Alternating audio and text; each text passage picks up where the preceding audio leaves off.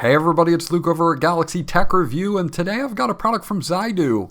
This is Xidu's Philbeam S1 native 1080p home theater projector. And this features certain things like native 1080p playback, Wi-Fi 6, Bluetooth, and more. We're going to dig into this now, and I'll be right back.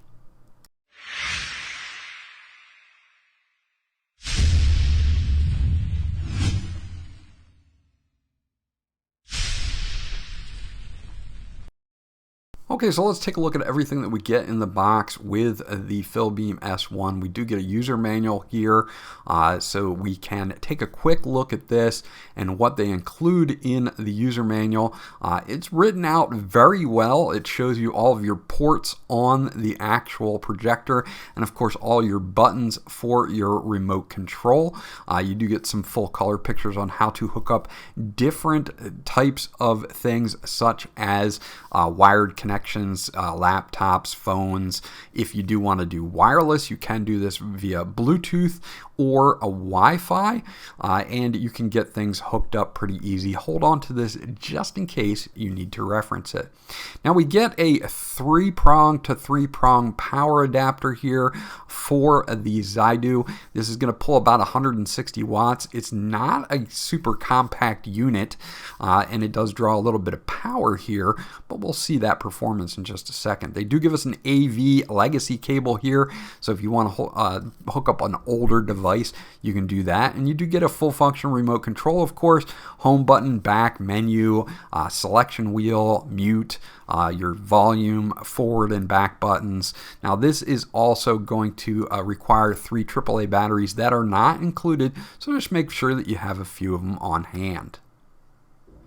Taking a look at the Philbeam S1, it's got this black and kind of brownish tone to it, which looks really nice. Nice big lens on the front, native 1080p, but will support 4K playback. This does have two 10-watt speakers here. We do have Wi-Fi 6, bidirectional 5.3 Bluetooth, 1000 ANSI brightness on this with 15,000 to 1 contrast ratio, digital keystone correction, and a dust-sealed optical engine with a maximum image size of about 300 inches. On the back, you're going to find your speakers here. You're going to find your IR port. You're also going to find your plug-in for your power, 2 full USB Type-A ports, an audio, video, and a 3.5 millimeter output for sound, and you have full HDMI cable as well. Now you do have 4 nice feet here to hold it in place, and you also have a mount for a tripod, so you can either put this as a desktop mount or you can mount it to a tripod. You do have your focus wheel on the side there, and then we also have electronic keystone correction through the remote. You do have your buttons on the top here for easy navigation, but overall just a pretty nice looking unit from Xidu. Let's get in and show you what it looks like. Okay, so this is your main interface that you're going to see here, and you can see that we've got several different things to choose from. We can do some maintenance, we can look at our wallpapers, we can change some of the built-in wallpapers or choose a picture off a USB stick. You have all of your inputs, USB, AV, and HDMI here. You do have choices for mirroring Android or iOS devices, so you do have that. You have your clock at the top with your Bluetooth and your Wi-Fi indicators at the top here. And we also have several things at the bottom. Settings, which we can go into. Again, this is built on Android here, so we do have some projection settings, projection mode, where we can switch this from front table to rear table. If you're going to do maybe a ceiling mount or something like that, you can switch from several different setups. We also have a zoom here where we can zoom down to 50%, which is really great if you're going to be using this in a smaller space and you need to shrink down the image, you can do it here. Now we also have electronic keystone correction, so you don't have to worry about adjusting any wheels for that. You do have corner correction and of course resetting all of that as well. Under network settings, we're going to have our settings for Wi-Fi. This supports Wi-Fi 6, so 2.4 gigahertz or 5 gigahertz Wi-Fi. Your Bluetooth here as well. If you want to attach a Bluetooth keyboard or a mouse or a speaker, you can do that here. We have themes built into this as well, so if we want to go from standard, purple, blue, and fresh, which is kind of just a white theme, you can do that as well. So you can change the themes or just the backgrounds on this. It's a little bit more customizable than I've seen on some other ones. We do have other settings here, and this is where you're going to be able to do your boot signal input from like HDMI or USB or just off. You can do power on modes for standby. You can turn the keytones off so you don't have to hear them every time you click anything. You have your screensaver from 1 hour to 5 minutes, and your timeout for that shutdown or screensaver. And then we have our language settings where we can set our language, date, and time. We can do the boot video volume, or we can restore to factory settings. Now, if we go to About here, you're going to see your system version. You have a setup here where you can go to an online update and you can check and see if there's an update for the projector itself. I am currently updated, so I'm ready to go. We also have Bluetooth speaker and Android mirroring. Let's take a look at Bluetooth speaker. Now, this is kind of a quick toggle just to take you to your Bluetooth settings, and it's going to allow you to connect a Bluetooth speaker if you want to use a Bluetooth speaker. I have this interesting thing called companion mode, and this has a bunch of different scenes in it.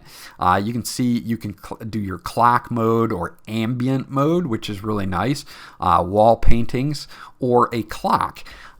So what I like is the ambient mode is really nice. It's got these scenes and you can click through some of them, and if you want it to be on ambient mode for your screensaver, you can play this, and this is just kind of video and audio that will play back.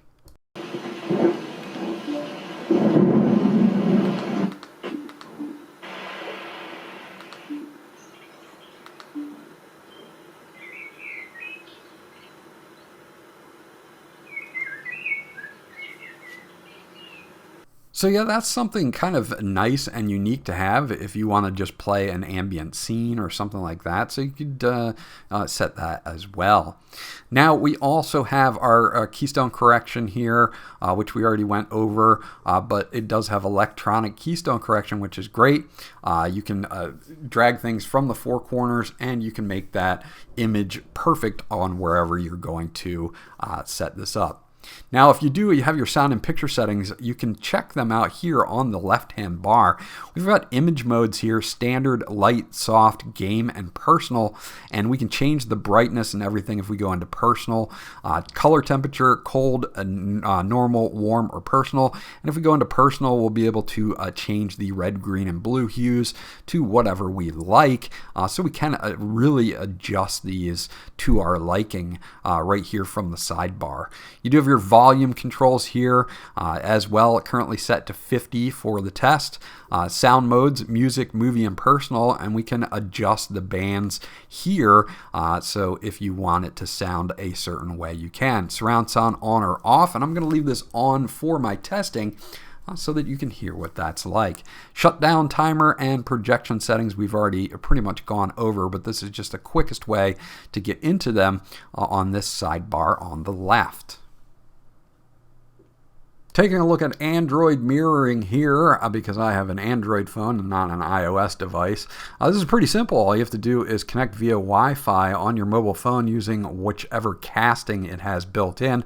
I have a Samsung phone, so I just use Smart View, and you can see that it comes up quickly, very fluid, no problem swiping through anything. With Wi-Fi 6, we have a fast and seamless connection for using a casting to your phone. Now, you can watch home movies this way, but you won't be able to watch something like Netflix or anything like that.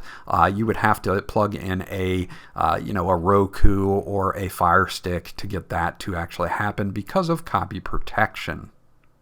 Of course, you want to test the quality on this as well. So I have a 4K encoded file on my USB drive that I plugged in here. And this is just Fortnite being played on my PC at 4K and captured in 4K. So we're going to play this back so that you can get an idea of what it sounds like and also what the picture looks like at default settings.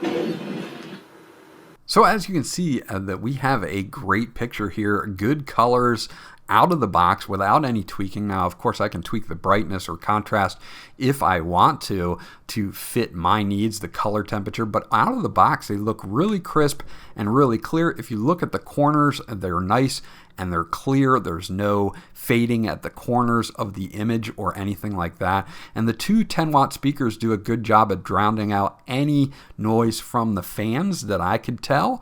And it would be totally acceptable just to use the built-in speakers on this. But of course, you do have the option to use Bluetooth external speakers or headphones as well. So there you go. That's my review of the Xidu Philbeam S1 native 1080p home theater projector. This has a lot of good things going for it. Fast Wi-Fi 6 for screen mirroring. Some extras like this companion mode, which I really like. I think this would be great for meditation or maybe when you're going to sleep.